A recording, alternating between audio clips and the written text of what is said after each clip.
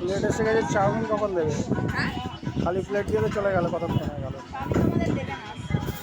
Item আছে। ওই তো তুই এটা কি নিয়েছিস? আবার চপস্টিক, 2 চপস্টিক। এটা দিয়ে চাউমিন খাবি তাহলে?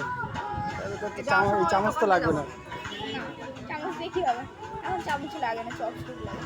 আর এই যেটা নিয়ে এলি, যা অর্ডার করলি, এটা কি? এটা কি ড্রিঙ্কস?